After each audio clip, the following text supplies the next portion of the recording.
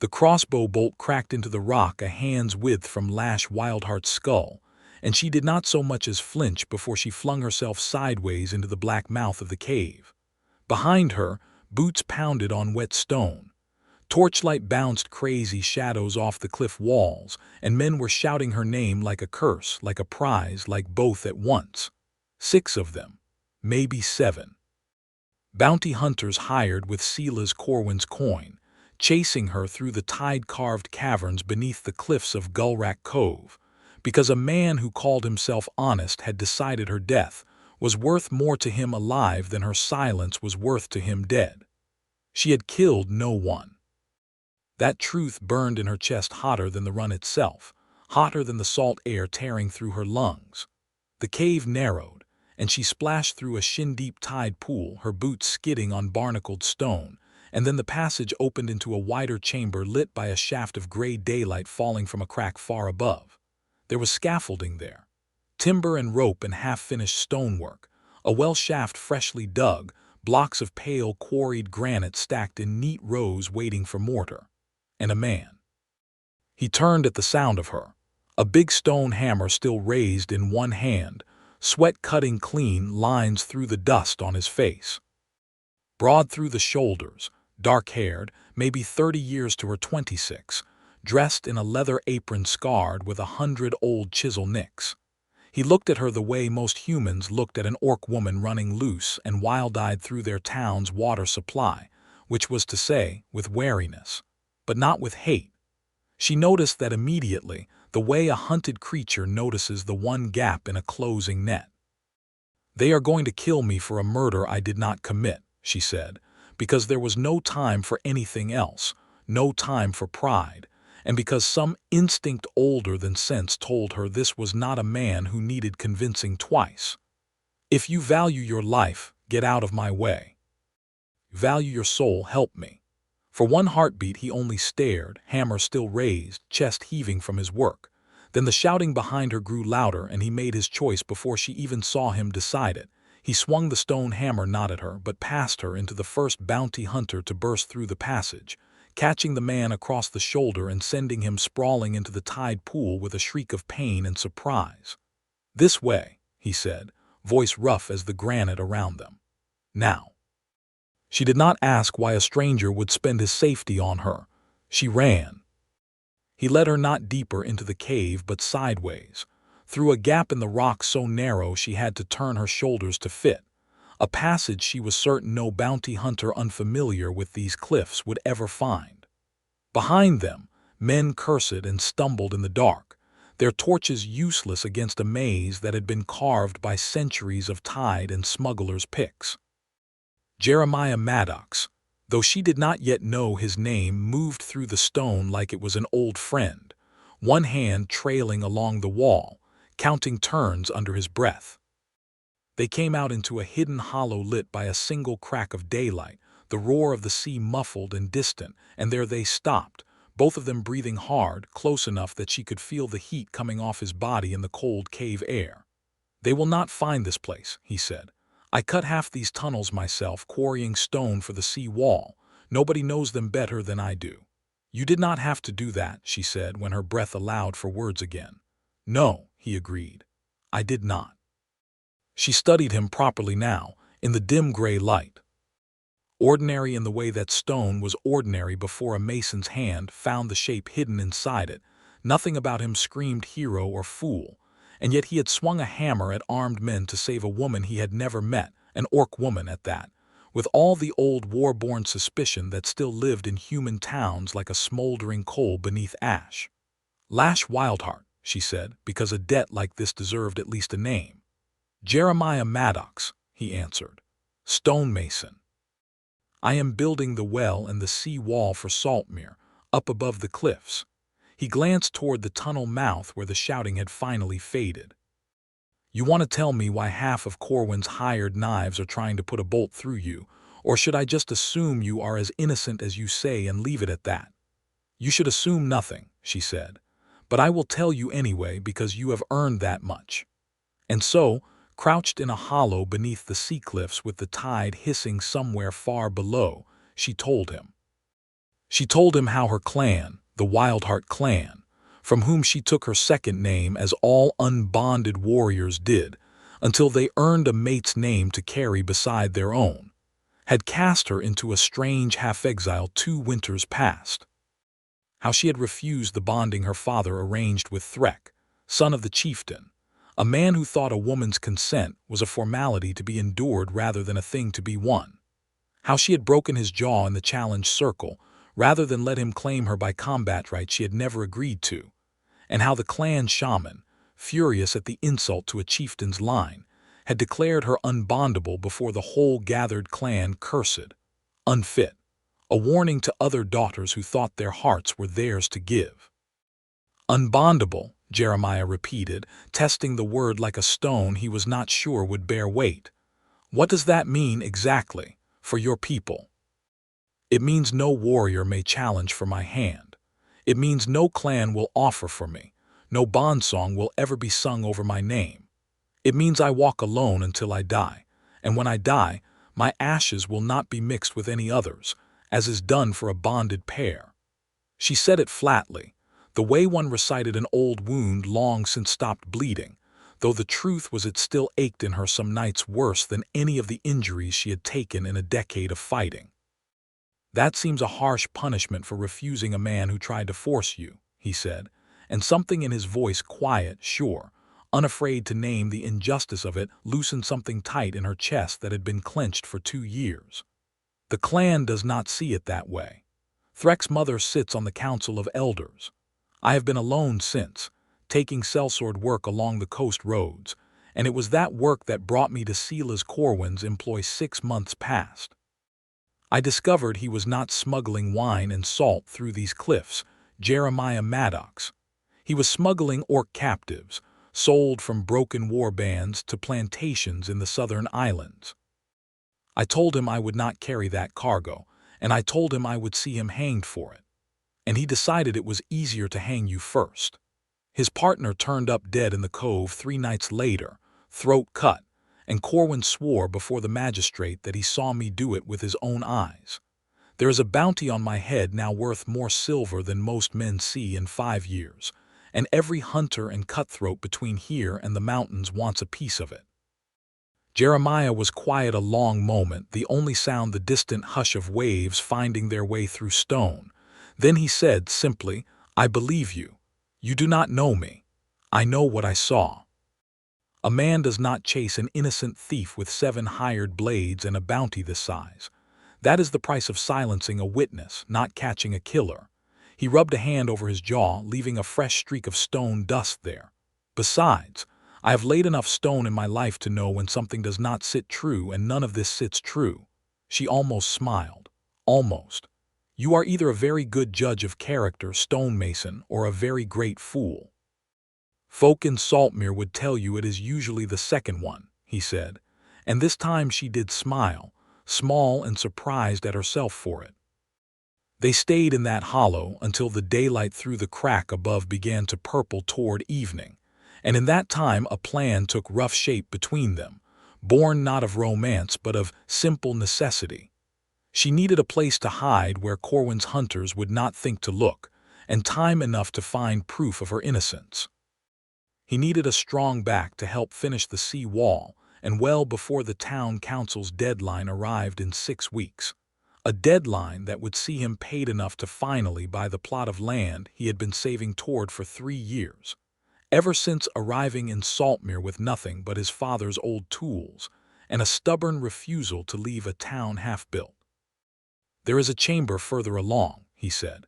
Dry, above the tide line, hidden behind a fall of rock that looks natural but is not. I built the seal myself when I first found the smugglers' old stores down here. You would not starve. I bring food down most days for my midday meal anyway. No one comes down here but me. And in exchange, you work the stone at night when the town is asleep, and no one will see an orc woman hauling granite blocks that would take 4 men to shift. I need the wall raised before the autumn storms, or the whole cove floods and Saltmere loses its harbor. I cannot pay you in coin. Every copper I have goes toward the land, but I can pay you in silence and shelter and whatever food I can spare.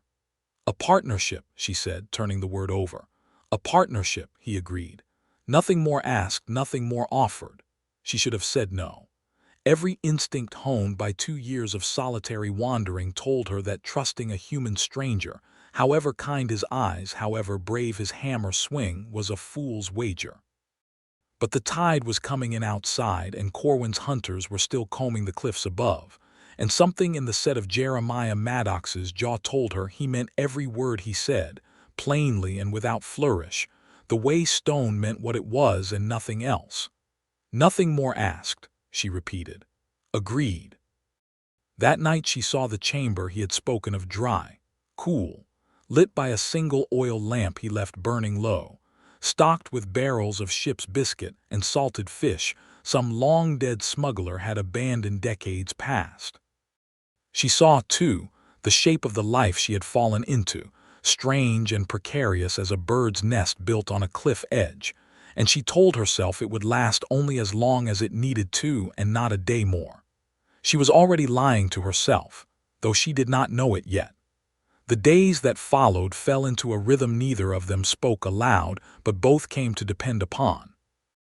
By day Jeremiah worked the sea wall in full view of Saltmere's suspicious eyes, laying stone with the patient, unglamorous skill of a man who had spent his whole life learning what rock would bear weight and what would crack under it. By night, when the last lamp in the last cottage above the cliffs had gone dark, Lash climbed up from the caves through a crevice only she and Jeremiah knew, and together they worked by starlight and lantern glow, her strength doing in an hour what would have taken his hired crew of 3 a full day. The first night she lifted a granite block that had defeated 4 men earlier that week, hoisted it onto her shoulder as easily as a farmwife might carry a sack of grain, muscles coiling beneath the fitted leather of her travel bodice, the laces at her collar pulling tight across her collarbone with the effort. Jeremiah simply stood and stared, lantern forgotten in his hand, until she set the block into place with a grinding thud that echoed off the cliffs. "You are staring, stonemason," she said, not displeased. "I have never seen anyone move stone like that," he admitted, "not in 15 years of masonry." "Orc strength," she said, flexing her shoulder, feeling the pleasant ache of honest labor. "It is not so different from your own, only more of it." "There is nothing only about that," he said, and there was something in his voice, low and warm, that made the cold night air feel suddenly less cold. She found herself, in the weeks that followed, watching him the way she had once watched dangerous terrain, noting the small things. The careful way he checked each stone twice before setting it, unwilling to risk another life on sloppy work. The gentleness with which he spoke to the town's children when they wandered too near the worksite, shooing them back with patient humor rather than harsh words. The way his hands, rough and scarred from a decade of stone and chisel, moved with unexpected tenderness when he bandaged a gash she took from a falling rock one night, his fingers steady despite how close his face came to hers in the lamplight, despite how her pulse had leapt traitorously at his touch. "You did not have to do that either," she said, watching him tie off the linen strip around her forearm. "I'm starting to notice a pattern in the things I do not have to do around you," he said, and there was a wry, warm curve to his mouth that she found herself wanting to trace with her thumb, an impulse so sudden and foreign that she pulled her arm back sharply, startled at herself. "Careful, stonemason," she said, more sharply than she meant. "I am not a woman men choose lightly. My own clan named me Unbondable. Do not mistake gratitude for something it is not." He looked at her then, steady and unhurried, the lamp between them throwing gold light across the planes of his face. "I have not mistaken anything, Lash Wildheart. I know exactly what I am looking at." She did not ask him what that was. She was afraid of the answer, and more afraid still of how badly she wanted to hear it. Trouble found them on a night 3 weeks into their strange arrangement, when a party of drunk fishermen stumbled down to the cove looking for a smuggler's cache they had heard rumors of, and instead found an orc woman hauling stone in the moonlight beside the town's mason. "Maddox," one of them bellowed, weaving on his feet, a rusted boat hook in one hand. What in the seven hells is that thing doing on our shore? Lash set down the block she carried, slow and deliberate, and turned to face them, her spine straight, chin lifted, refusing to shrink even though she counted 5 men and knew the old fear that lived in coastal towns like this one. Orc fear, war fear, the kind that did not listen to reason once it had a torch in its hand. Jeremiah stepped between her and the fishermen before she could speak, his stone hammer loose but ready in one hand, his voice carrying clear and hard across the rocks. She is helping me finish the sea wall your own council commissioned, Tobias. Unless you would like to explain to them why the harbor floods again this autumn, because you scared off my labor at midnight. She is an orc, Tobias spat, as though that settled every question that could ever be asked. She is a worker, Jeremiah said. Same as you, same as me, and if any of you lay a hand on her, you will answer to me first and the town council second, and I promise you neither conversation will go well for you. The men shifted, muttering, but something in Jeremiah's stillness, the way he did not raise his voice, did not back down an inch, stood as if he had already decided this was a hill worth dying on, made them think better of pressing further. They melted back into the dark, grumbling curses that held more habit than conviction, and Lash let out a breath she had not realized she was holding. You did not need to do that, she said again, and this time her voice caught slightly on the words. I know, he said. I am starting to think I like doing things I do not need to do where you are concerned. She reached out then before she could stop herself and brushed her thumb along the line of his jaw where a bruise was already blooming from a fisherman's wild swing she had not even seen land. You are hurt. It is nothing. It is something, she said, and her voice had gone soft in a way that surprised them both. No one has stood between me and a mob since I was a girl too small to swing a blade of my own. I had forgotten what it felt like. What does it feel like? He asked, very quietly, his eyes not leaving hers. Dangerous, she admitted, because I find I want to feel it again. He closed the distance between them slowly, giving her every chance to step back, to laugh it off, to remind him again that she was unbondable and he was a fool for forgetting it. She did not step back. When his mouth found hers, it was careful at first, testing, and then it was not careful at all, her hands fisting in the front of his tunic, his palm cradling the back of her skull as though she were something precious rather than something feared. The kiss deepening with a hunger neither of them had let themselves name until that moment. Salt air and lantern smoke, and the crash of the tide far below, all fading into the single point of contact between them. When they finally broke apart, both breathing hard, foreheads pressed together, he said, I have wanted to do that since the day you nearly took my head off running through my work site. I did not nearly take your head off. You knocked over 4 days of scaffolding. That was your scaffolding's fault for being in my way, she said, and he laughed a real laugh, surprised out of him, and kissed her again, softer this time, and she let herself, for one reckless moment, forget that she was a hunted woman with a bounty on her head and a clan that had called her unfit for love, and simply be a woman kissing a man who had chosen, every single day since they met, to stand beside her instead of away from her. But the world did not let them forget for long. 10 days later, Silas Corwin raised the bounty on Lash Wildheart's head to a sum that turned every desperate man on the coast into a hunter, and he came to Gulrack Cove himself to make certain the job was finally finished. It happened on a night when the moon hid behind heavy cloud, and the sea ran high against the cliffs, waves crashing loud enough to swallow the sound of boots on stone. Lash was working the last course of the sea wall, close enough to finish that Jeremiah had begun to allow himself hope, when the crevice above them filled suddenly with torchlight and armed men, more than she had ever faced at once, a dozen at least, Corwin's hired blades reinforced with a handful of the town's own suspicious men, eager for a share of the bounty. Well, said a voice she knew, oily and pleased with itself. Silas Corwin picked his way down the rocks with the careful steps of a man unused to rough ground, dressed in a fine coat entirely wrong for a smuggler's cove, his smile wide and confident. The famous Unbondable orc, hiding among honest stone. I confess, Maddox, I did not expect a man of your reputation to harbor a murderer. She murdered no one, Jeremiah said, stepping in front of her without hesitation, his hammer raised, though against a dozen armed men it was little more than a gesture. You know that better than anyone, Corwin, because you are the one who cut your partner's throat. Something flickered across Corwin's face, surprise, quickly smothered. Bold words from a stonemason with no proof. I do not need proof to know a coward when I see one, Lash said, stepping up beside Jeremiah despite the crossbows already leveled at them both. Only cowards frame the innocent rather than face them honestly. Take them both, Corwin said, bored of the exchange. Alive if it is convenient, dead if it is not. What followed happened fast and brutal in the dark, men closing in from above and along the narrow shore, torchlight throwing wild shadows, the crash of waves nearly drowning out the shouts.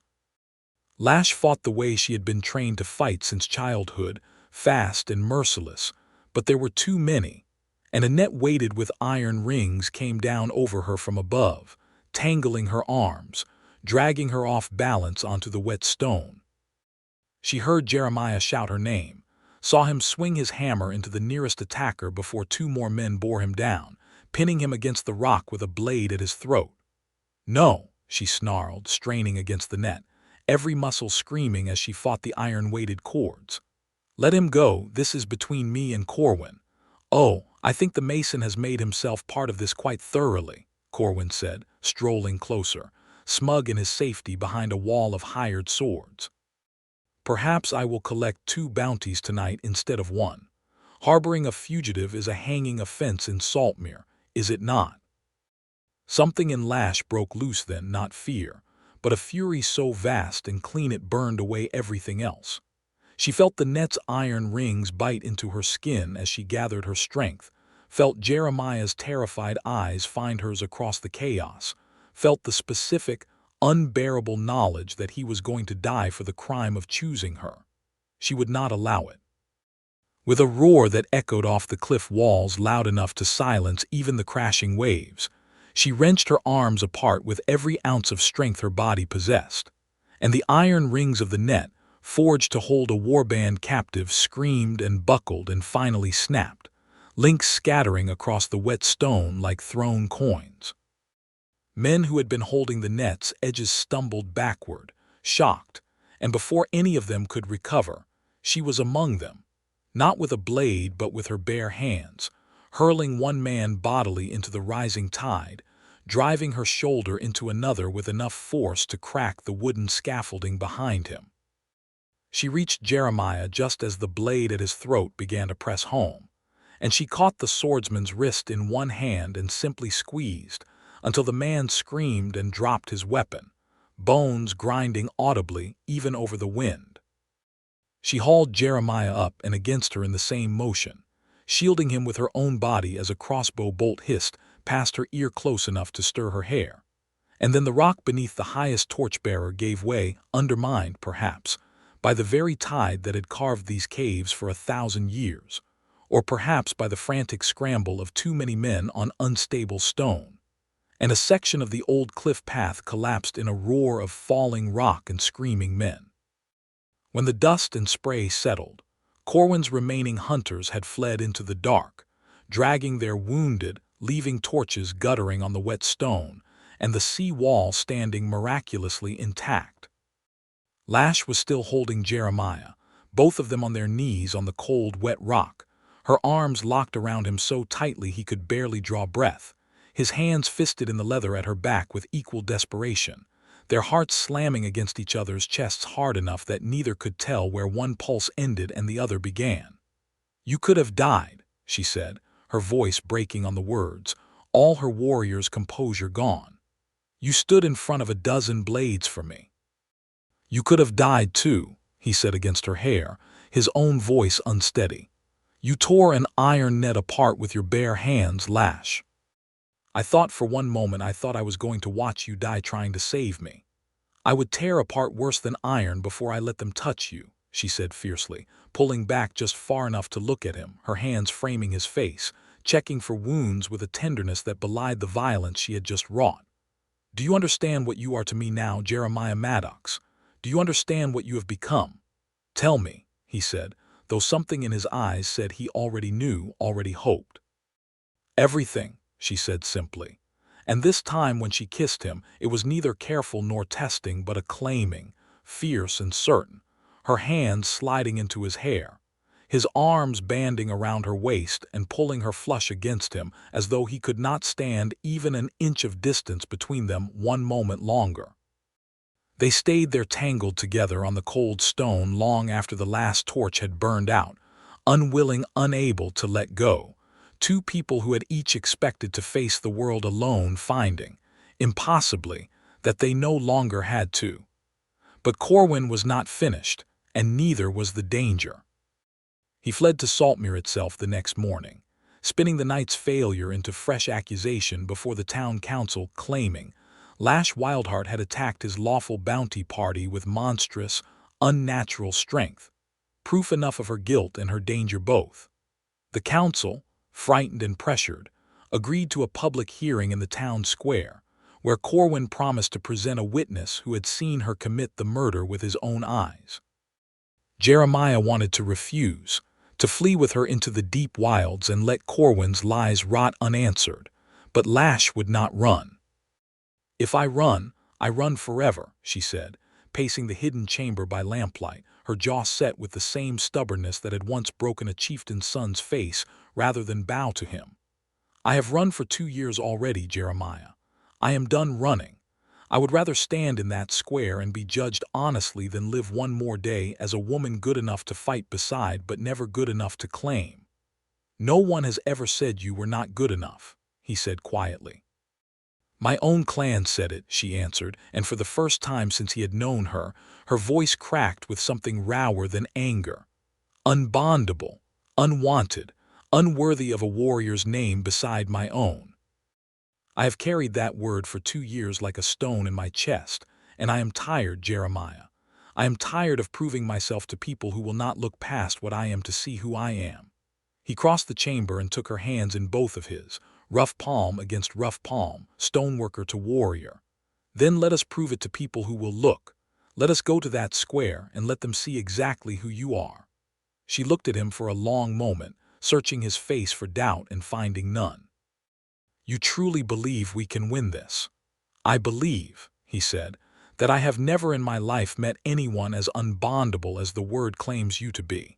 I think that word is a lie told by frightened, small men. I think the truth is that no one in that clan was ever brave enough to be worthy of you, and I do not intend to make the same mistake." She kissed him then, slow and grateful, and when they broke apart she said, "If we are going to stand before that square, I want to stand there as myself, not hiding in caves, not sneaking through crevices at midnight. Whatever happens, let it happen in the daylight." They walked up from the cove together the next morning, in full view of the whole town, her fitted travel leathers dust-stained but proud, her chin high, his hand steady at the small of her back, and Saltmere's people stopped their morning business to stare at the sight of the mason, and the orc woman climbing the cliff rode side by side as equals. The town square was already crowded by midday, word of the hearing having spread through Saltmere like fire through dry grass. Corwin stood on the raised platform before the council's bench, dressed in his finest coat, a false confidence stamped across his face, and beside him stood a thin, nervous man Lash did not recognize, his supposed witness.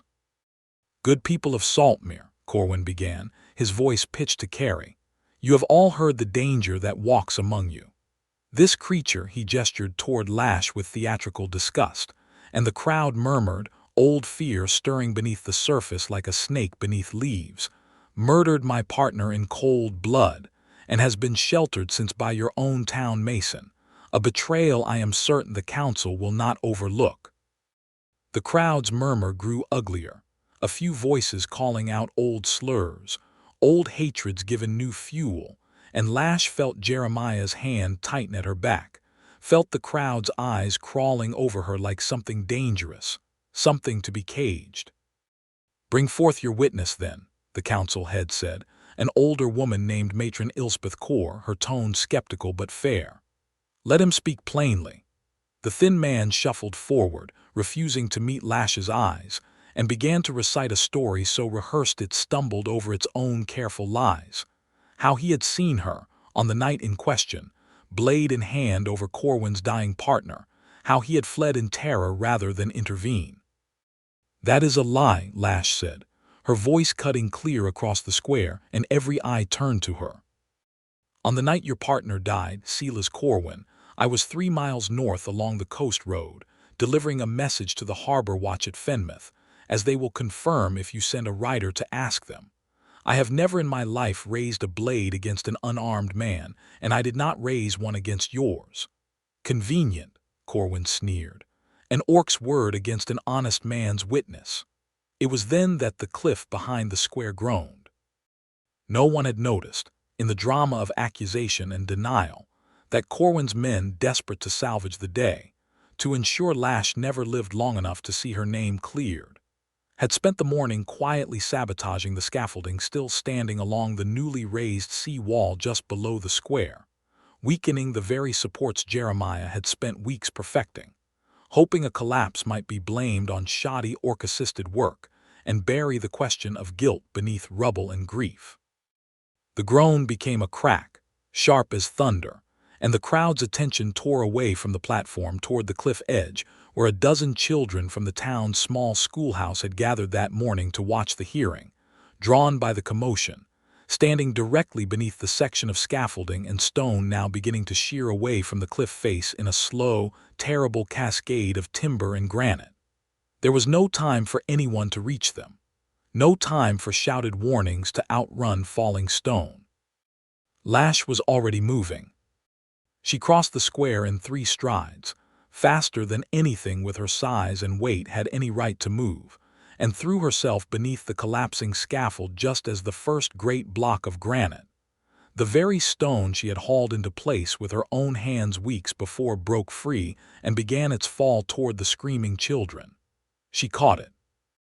Both arms raised, feet planted, every tendon in her body drawn tight as a bowstring. Lash Wildheart caught 800 pounds of falling granite in her bare hands and held it, muscles straining beneath the fitted leather of her bodice, sweat and dust streaking her face, her whole body trembling with the impossible effort, while behind her the children scrambled free of the wreckage, shepherded to safety by 2 quick-thinking mothers and notably by Jeremiah himself, who had run straight into the danger zone without a heartbeat's hesitation to drag the smallest child clear. The square fell utterly silent. 1,000 pounds of stone should have crushed her. Every law of the world the townsfolk knew said an orc, however strong, however monstrous the old stories claimed her kind to be, could not simply catch a falling wall with her hands and hold it steady long enough for children to escape. And yet there she stood, arms locked, jaw clenched, granite dust raining down around her shoulders like gray snow, holding back death itself through sheer, impossible strength, while the jeering crowd that moments before had called for her blood now stood frozen, mouths open, utterly and completely without words. "Jeremiah," she gasped, her voice strained nearly past speaking. "The support beam to my left if you can wedge it." He was already there, shoving a length of fallen timber beneath the leaning mass with the ease of long practice, jamming it against the cliff face until the stone's weight settled and held on its own. Only then did she let go, staggering back, chest heaving, arms shaking with the aftermath of effort no ordinary creature could have survived. No one in the square made a sound. Not Corwin, standing frozen on his platform. Not Matron Ilspeth Core, her hand pressed to her mouth. Not the parents of the children who now clung, weeping and safe, to their mothers' skirts a dozen feet from where death had nearly found them. It was one of the children, a small girl no older than 7, her face still white with fright, who broke the silence, tugging free of her mother's grip and running to Lash's side, wrapping her small arms around one trembling leg. "Thank you," the girl said in the piercing clarity only children possess. "You saved us. You are not a monster at all."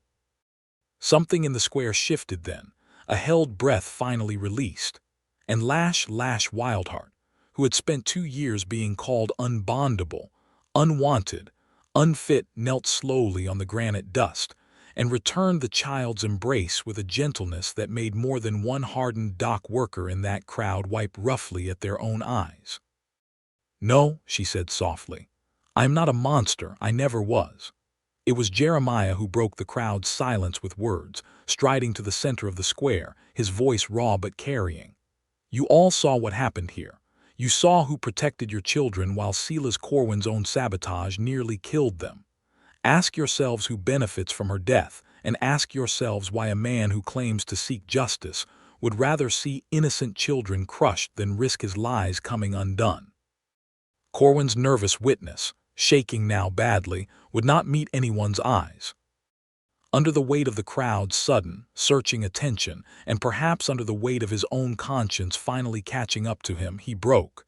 "He paid me," the man blurted, voice cracking. "Corwin paid me 40 silver to say I saw her do it. I saw nothing. I was not even in the cove that night." Corwin's composure shattered entirely. He lunged for the platform steps, clearly intending flight, and it was 2 of the very fishermen who had once threatened Lash at midnight, Tobias among them, his face gray with shame, who caught him by the arms and hauled him back before the council's own guards could arrive. The hearing that followed the near disaster was mercifully brief. With the witness's confession, with testimony gathered in the following days from Fenmouth's harbor watch confirming Lash's alibi, and with further evidence uncovered in Corwin's own smuggling ledgers hidden in his cove warehouse and retrieved by Jeremiah and 2 of the town's braver council members, the truth emerged whole and undeniable.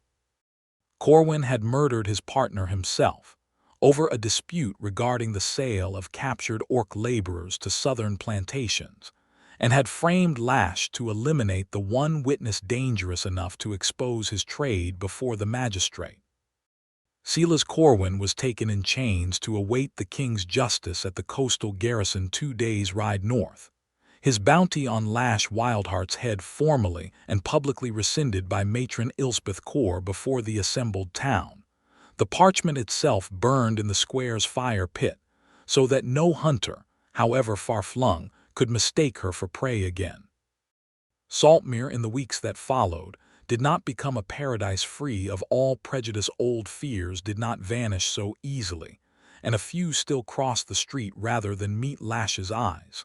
But something had changed, undeniably, in the way most of the town looked at her now.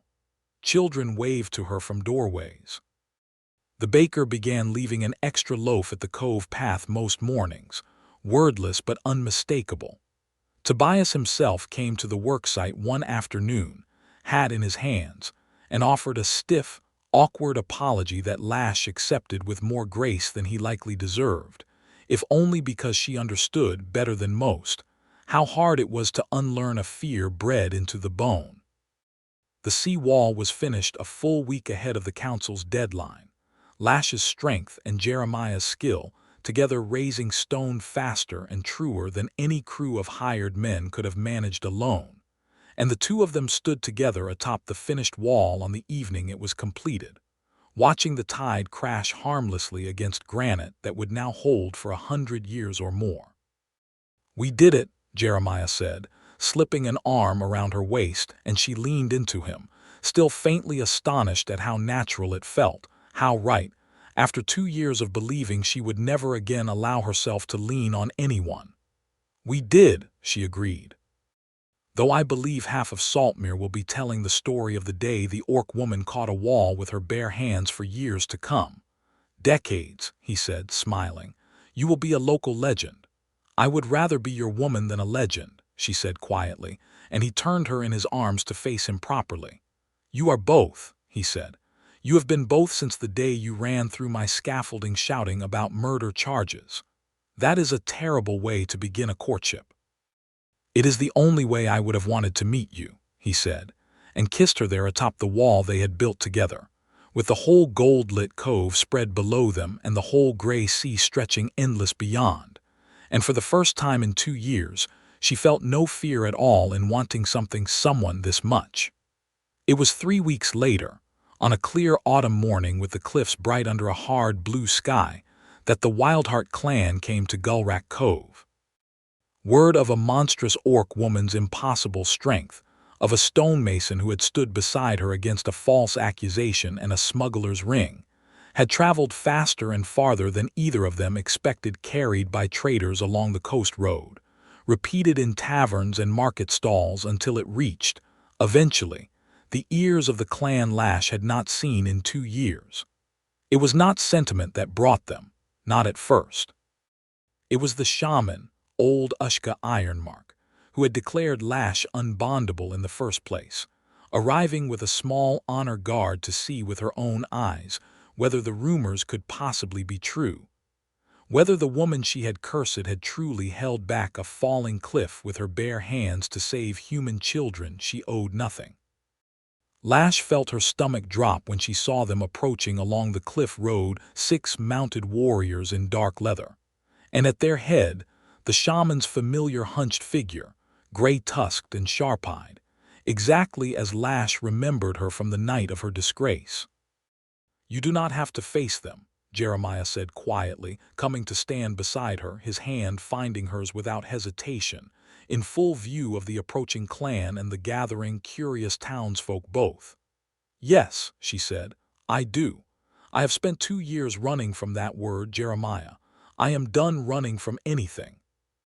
The clan halted at the top of the cliff road, and Ushka Ironmark dismounted with the slow dignity of age, her staff of bone and driftwood tapping against the stone as she approached, her small dark eyes moving over Lash with an assessment that felt, even now, like being weighed and found wanting all over again.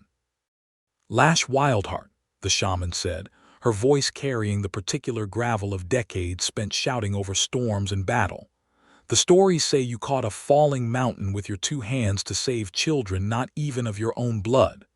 "The stories exaggerate the mountain," Lash said, refusing to bow, refusing to shrink, "but not the children and not the hands." A murmur ran through the honor guard. Ushka's eyes narrowed, but there was something else there too, something that had not been present 2 years ago in the harsh light of the challenge circle, a grudging, uncertain curiosity. "You were named Unbondable," the shaman said, "for shaming a chieftain's line, for refusing what was owed." "I was named Unbondable," Lash said, and her voice did not waver, "for refusing to let a man force a bond upon me that I had never chosen. If that is a crime among the Wildheart clan, then I do not regret it, and I never will, whatever curse is laid upon my name because of it." The silence stretched, tense as a drawn bow, the whole cliff road holding its breath, clan warriors, curious townsfolk drawn from their morning work, Jeremiah standing steady and unflinching at her side, though every instinct in him surely screamed the danger of standing so close to 6 armed orc warriors who might, for all he knew, decide his presence there was itself an insult worth answering. It was Ushka who finally broke the silence, and what she said surprised every person present. "The word unbondable was never meant as a punishment for courage," the old shaman said slowly, leaning on her staff. "It was meant to protect the clan's honor from a warrior too willful to be controlled. I named you so because I feared what a woman like you might become, unchecked by any bond. I did not expect," she added, her sharp eyes flicking deliberately to Jeremiah, "that the answer to that fear would arrive not as a stronger cage, but as a man willing to stand beside you rather than over you." "He is not orc," one of the younger warriors said, some mixture of disgust and disbelief in his voice. "No," Ushka agreed. "He is not." She studied Jeremiah a long moment, taking in the stone dust still ground into his knuckles, the steady way he held Lash's gaze rather than the shaman's own, the fact that he had not once looked away from 6 armed warriors despite every reasonable fear he must carry. "Tell me, stonemason, do you know what it means, among my people, for a warrior to be called unbondable?" "I know it means her clan believed no one could hold her," Jeremiah said, his voice steady despite the weight of every eye upon him. "I think they were wrong. I do not think Lash needs to be held. I think she needs someone willing to stand beside her while she holds up the sky herself, and I intend to be that someone for as long as she will allow it. Something in Ushka's ancient face shifted, not quite a smile, but something adjacent to respect. She turned back to Lash. The word unbondable cannot be unspoken, child. It is written into the clan's memory now, sung in the histories, and I will not pretend otherwise even for the sake of a good story. I do not ask you to unspeak it, Lash said. I ask nothing of the clan at all. I stopped needing the clan's permission the day you cast that word upon me. I have found since then that some bonds are not given by elders or won in challenge circles. Some are chosen. She turned then fully to face Jeremiah, and the whole Cliff Road clan and townsfolk both seemed to understand in that charged silence that something significant was about to happen. There is an old rite, Lash said, her voice dropping lower, meant now only for him though the whole gathered crowd would hear every word. Older than the word unbondable, older even than the challenge circle. Before my people wrote rules about who might claim whom, before elders decided which warriors deserved bonds and which did not, there was only this: a warrior kneeling before the one they had chosen, offering their blade hand bare and open, saying the old words that came before all the rest. It is rarely used now. Most think it forgotten. But I have not forgotten it, and I do not care that no one has performed it in 100 years. And I do not care that you are human and I am orc, and every old law says this should not be possible. She sank to one knee on the cliff road, in full view of clan and town both, and held her open palm up toward him, her blade hand, scarred and strong, utterly without weapon, utterly without armor, the most vulnerable gesture a warrior of her people could offer. The crowd went silent again, differently silent this time, not shocked by violence or strength, but hushed by something far rarer. An orc woman, once declared unfit for any bond at all, kneeling in ancient claim before a human stonemason with her whole clan as witness. Jeremiah Maddox, she said, and her voice, though quiet, carried to every corner of that cliff road. I was told I was unbondable. I was told no bond song would ever be sung for me, that I would walk alone until my ashes scattered unmixed with any others. I believed it for 2 long years because I had no reason not to. Then you swung a hammer at armed men for a woman you had never met, and asked nothing in return but honesty, and I have not stopped believing since that morning that some bonds do not wait for permission. They are simply true, the moment 2 hearts recognize each other. I am not asking my clan to bless this. I am not asking your town to approve of it. I am asking you, and only you, will you take the hand of a woman they called unbondable, and let her be exactly what she chooses to be for you. For a long moment Jeremiah could not speak at all, his throat too tight, his eyes suspiciously bright in the hard morning light. Then he knelt too, matching her, taking her offered hand in both of his stoneworker's palm against warrior's palm, and said, in a voice that shook only slightly, I called you exactly what I wanted the very first day I met you, even before I had the words for it. I do not care what any clan calls unbondable. I know what I hold in my hands right now, and I am never letting go of it. Yes, 1,000 times yes. The old rite required no further words, no ceremony beyond that single-joined grip, but the moment their hands closed around each other, something ancient and unmistakable settled over the cliff road, a stillness, a rightness, that even the skeptical younger warriors of the honor guard seemed to feel, judging by the way their hostile postures eased into something more like wonder. Ushka Ironmark watched it all with her sharp old eyes, and when it was done, when Lash and Jeremiah rose together, hands still joined, she inclined her head, not the full bow of clan approval, for that was not hers to give for a right outside the elder's law, but something close enough to it that every warrior present understood its weight. I named you unbondable, the shaman said, and I do not take the word back, for it is written now in our histories and cannot be unwritten. But I will say this, Lash Wildheart of the Wildheart clan, before my own honor guard and before this human town both. I have lived 80 years and buried 3 chieftains, and I have never once seen a bond struck stronger than the one I have just witnessed on this cliff. Whatever word my people gave you, you have found a truer one for yourself. Wear it well." The honor guard, one by one, inclined their heads as well, not approval exactly, but acknowledgement, respect, the closest thing to blessing that pride and old law would allow. And the townsfolk of Saltmere, gathered along the cliff road, broke into something between cheers and stunned applause, the baker's wife openly weeping, Tobias himself pounding his hat against his thigh in rough approval. The small girl Lash had saved from the falling wall darting forward to throw both arms around Lash's leg once more, as if to seal the moment with a child's simple, unquestioning joy. Ushka and her honor guard did not stay long. Clan business called them back to their own lands before nightfall, and old wounds, Lash knew, would take longer than one dramatic morning to fully heal, if they ever fully healed at all. But before she mounted to leave, the shaman paused beside Lash one final time. "Come to the winter gathering if you wish it," she said gruffly, as though the offer cost her something to make. "Bring your stonemason. Let the clan see with their own eyes what I have seen today. Some of the old ones will grumble. Let them. Grumbling never killed anyone." "I will consider it," Lash said, and meant it, some old ache in her chest easing for the first time in 2 years at the mere possibility of a door left open rather than slammed shut forever. When the clan had ridden out of sight along the coast road, and the excited townsfolk had finally drifted back to their morning work, chattering about the strange and wonderful thing they had witnessed, Lash and Jeremiah were left alone atop the cliff, the sea wall gleaming pale and solid below them, the cove's dark caves keeping their old secrets beneath the waves.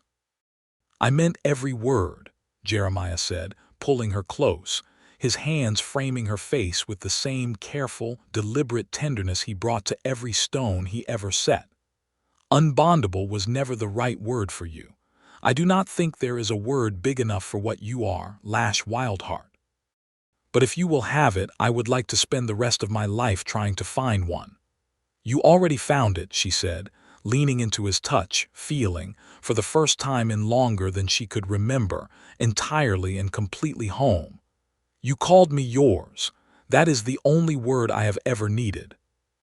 They stayed together in Saltmere through that autumn, and into the winter that followed, Jeremiah's reputation as a mason growing with every well he dug and every wall he raised, Lash's strength and steady presence at his side becoming, slowly, something the town spoke of with pride rather than fear. The woman who had caught a mountain of stone with her bare hands to save children not her own, who had chosen, of all the men in all the world, an ordinary stonemason with careful hands and an uncareful heart, and called it the truest bond she had ever known. Come the following spring, when the winter gathering's invitation was renewed, they rode north together to stand before the full Wildheart clan, and though not every elder softened, though old prejudice did not vanish in a single visit any more than it had in Saltmere, enough hearts opened, enough old rules bent, that by the time they rode back south to the cove that had become their true home, the word unbondable had begun, slowly, to lose its sting, replaced. In the stories the clan's own children would grow up hearing, by another word entirely, chosen. And beneath the sea cliffs of Gullrack Cove, where a smuggler's tide still hushed against ancient stone, and a sea wall built by 4 strong hands stood solid against every storm that came, Lash Wildheart and Jeremiah Maddox built a life neither one of them had ever quite dared to hope for. Not because the world had made it easy, but because each of them, on an ordinary morning that had begun with fear and violence and a false accusation, had looked at the other and simply, stubbornly, refused to let go.